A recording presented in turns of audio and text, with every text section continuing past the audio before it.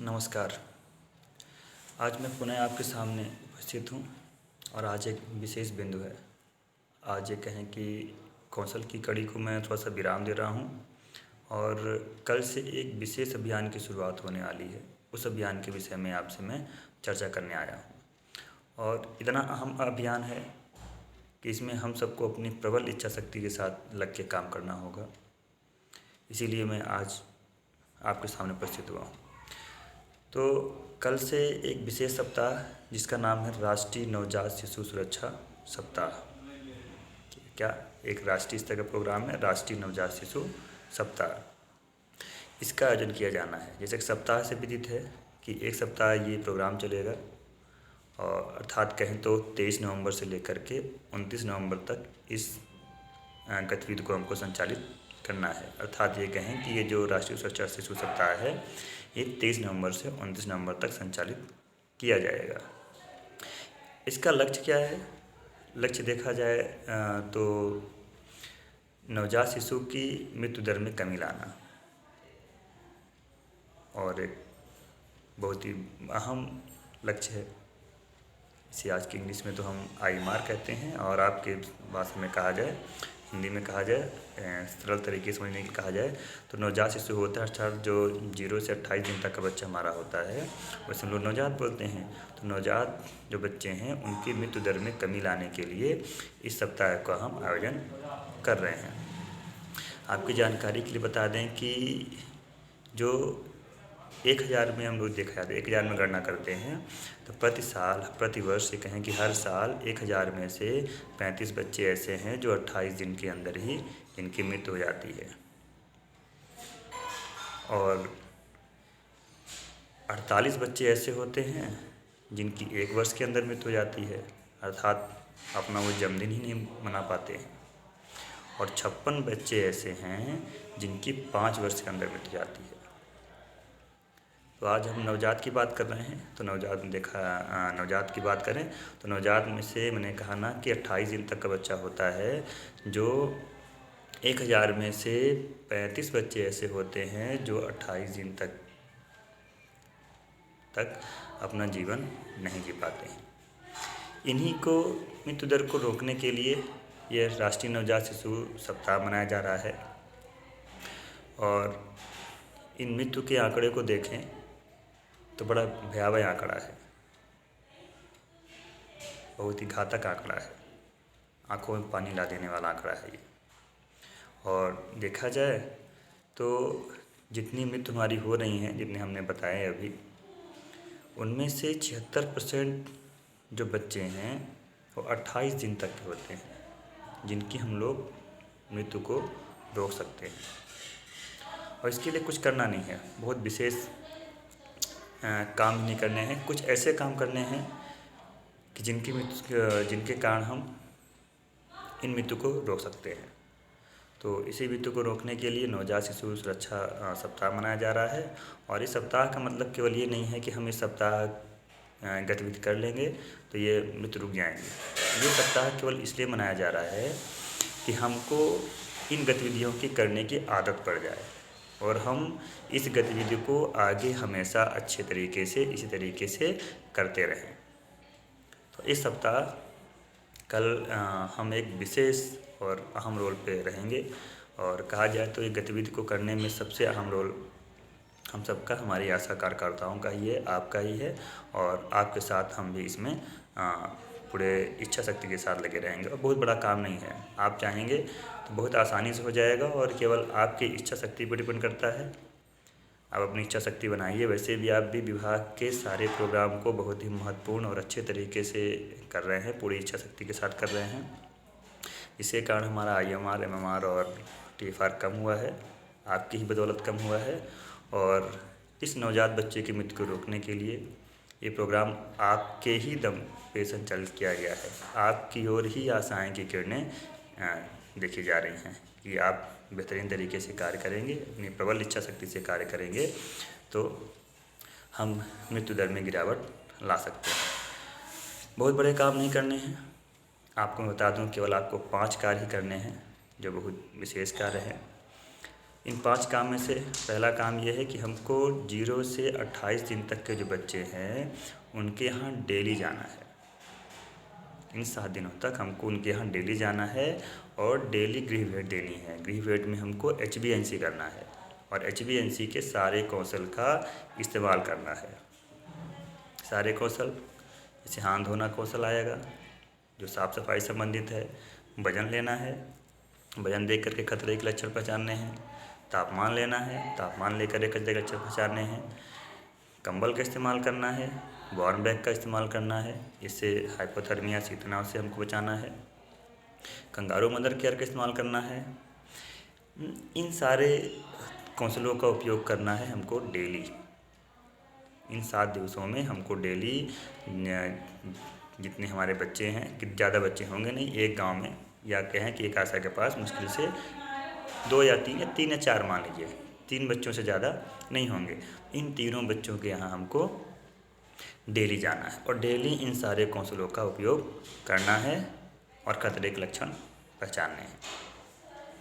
इसके अलावा दूसरा काम माताओं को स्तनपान की जानकारी देना है, स्तनपान के संबंध में बताना है, सही स्तनपान के तरीके बताना है, स्तनपान के फ़ायदे बताना है, टीकाकरण के बारे में बात करनी है। टीकाकरण 28 दिन तक का था, 0 डोज का है, 0 डोज लगा है तो अच्छी बात है, नहीं लगा है तो वो लगवाने हैं। इसके बाद साफ़ सफाई के संबंध में उनसे बात करनी है, साफ़ सफाई के बारे में अवगत कराना है उनको। जैसे मैंने कहा ना कि हाथ धोना कौशल, तो हाथ धोना कौशल तो साफ़ सफाई संबंधित है, इसमें और साफ़ सफाई आप जोड़ सकते हैं। और खतरे के जो आम लक्षण हैं उनके बारे में हमको अवगत कराना है।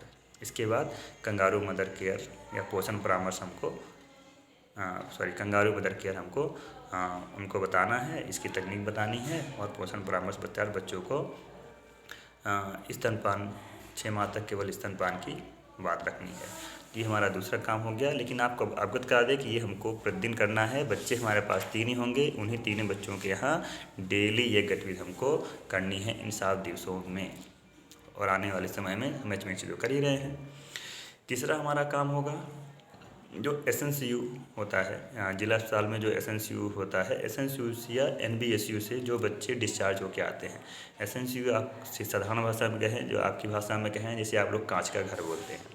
जब बच्चे का जन्म होता है तो कम वजन का होता है या कम तापमान का बच्चा पैदा होता है या प्री टर्म डिलीवरी हो जाती है, तो ऐसे बच्चों को कांच की, आपकी भाषा में कांच के घर में रखा जाता है। ये जिसे कहते हैं SNCU या NBSU। अगर यहाँ से बच्चा छुट्टी होके आता है, हमको उसकी गृह भेंट देनी है और गृह भेंट दे करके अपने सारे कौशल के बारे में बात करनी है और संस्थागत फॉलोअप भी ट्रीट करना, अर्थात जहाँ जिस SNCU से आया है उसको उस SNCU में 3, 6, 9 और 12 महीने में या जो उसका कार्ड पीले कार्ड में जो डेट लिखी रहती है उस डेट में जाने हेतु उसे प्रेरित करना है और भेजना ही भेजना सुनिश्चित करना है।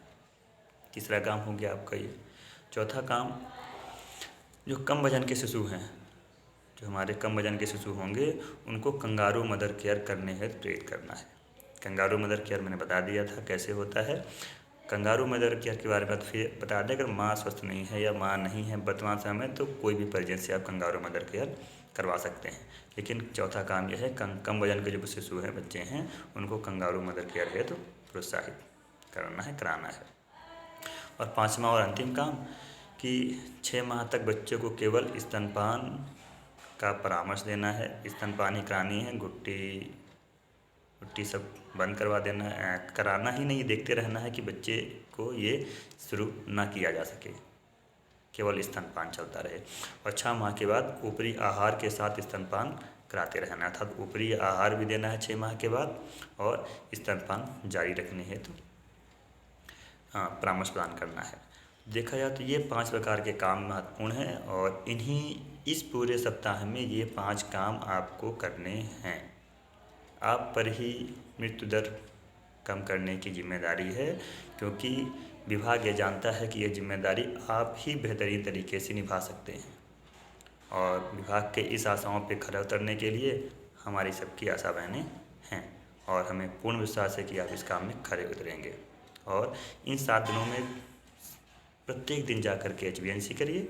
आने वाले समय में टाइमिंग के आधार पर HbA1c करिए। जो उनका निश्चित दिवस आता है वो निश्चित दिवस के आधार पर करना होगा। लेकिन आपको खतरे के लक्षण पहचानने के बारे में बता दूँ, आप जाएंगे तो, लेकिन खतरे के लक्षण कैसे पहचानेंगे। कुछ खतरे के लक्षण हैं जिनको मैं बता देता हूँ कि, और इन जो खतरे के लक्षण हैं आपको भी पहचानना है और माता को भी पहचानने के लिए दक्ष करना है। माता को भी पूर्ण रूपेण समझा देना है कि ये खतरे के लक्षण मिलें तो तुरंत अस्पताल हमें बताएं या तुरंत अस्पताल ले जाएं। आप तो पहचाने ही, साथ में माता को भी पहचानना आपको सिखाना है, क्योंकि हर समय तो माता रहती हैं, आप हर समय उनके पास, बच्चे के पास नहीं रहते हैं। पहला है, शिशु ज़्यादा ठंडा या गर्म हो जाए। ज़्यादा ठंडा मतलब इसे आप शीतनाव कहते हैं, या कहें तो 35 डिग्री सेल्सियस से कम हो जाए, या आपके फ़ारेनहाइट में कहें तो 95 डिग्री फ़ारेनहाइट से कम तापमान हो जाए, तो ये खतरे का लक्षण है। या 37.5 से ज़्यादा गर्म हो जाए, 37.5 डिग्री सेल्सियस से अगर ज़्यादा गर्म हो जाए तो भी ये खतरे का लक्षण है, इसे आप कहेंगे बुखार है। तो 37.5 डिग्री सेल्सियस से ज़्यादा गर्म हो तो बुखार, और जो खतरे का लक्षण है। दूसरा 35 डिग्री सेल्सियस से कम हो तो ज़्यादा ठंडा पड़ रहा है, ये भी खतरे का लक्षण है। तो पहला हमको ये पहचानना है। दूसरा, स्तनपान ना करना। अगर बच्चा स्तनपान नहीं कर रहा है तो ये भी खतरे का लक्षण है। माँ स्तनपान करा रही हो लेकिन बच्चा स्तनपान नहीं कर पा रहा है, वो भी हमारा क्या है, खतरे का लक्षण है। इसमें हमको ध्यान देना है। सुस्त या बेहोश होना। तीसरा हमारा क्या है, बच्चा अगर सुस्त है, कोई गतिविधि नहीं कर रहा है, सुस्त पड़ा हुआ है या बेहोश हो जाता है, कोई गतिविधि नहीं कर रहा है, तो इसका मतलब है कि ये भी खतरे का लक्षण है। चौथा है खतरे का लक्षण, झटके आना। अगर बच्चे को झटके आ रहे हैं, और झटके आने का आप लोग तरीका जानते हैं, बच्चे को झटके आना कैसे पहचाना जाता है। या कहें कि कुछ देर तक आंखें खुली की खुली रह जाएं, शरीर अकड़ टाइप का जाए, या हाथ जैसे थे वैसे ही स्टिक्ट अवस्था में हो जाए, तो इसे झटके आना कहते हैं। तो अगर झटके आ रहे हैं तो ये भी खतरे के लक्षण हैं। इसके बाद अगला खतरा का लक्षण है सांस तेज चलना या पसलियों का चलना। मतलब कि अगर सांस तेज चलना किसे कहते हैं, अगर 0 से 2 माह का बच्चा है, अगर 60 प्रति मिनट से ज़्यादा है तो उसे कहते हैं सांस चल रही है, पसली चल रही है। इस सप्ताह हमको इसी बच्चों को देखना है 28 दिन तक के।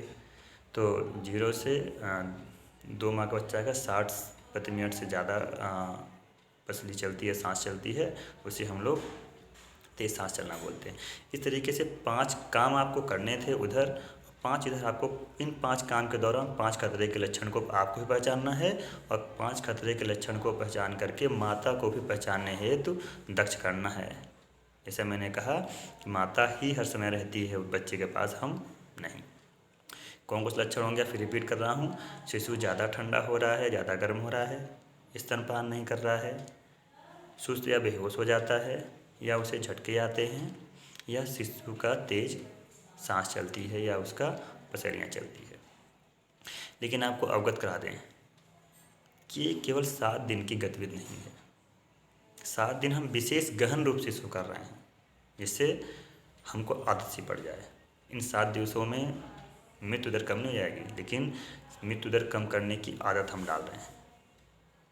और ये गतिविधि हमें को अब आगे जाके रूटीन पे रखनी है। हम HbA1c करने के दौरान जो हमारा निश्चित समय अवधि में HbA1c करते हैं, वो HbA1c हमेशा साथ में चलती रहेगी। नवजात शिशु सप्ताह चलता रहेगा, और इसके बाद शिशु सप्ताह खत्म होने के बाद आपको जो HbA1c की टाइमिंग है, निश्चित अवधि है, उस HbA1c में जो आपने इन 7 दिनों में काम किया है, कल से 29 तक में, वही काम आपको हमेशा HbA1c के दौरान करना है। तो इस आशा और विश्वास के साथ आज मैं आपसे नमस्कार करता हूं दोबारा, कि कल से संचालित होने वाले सप्ताह को आप पूरी निष्ठा, ईमानदारी और पूर्ण इच्छा शक्ति से करेंगे। धन्यवाद।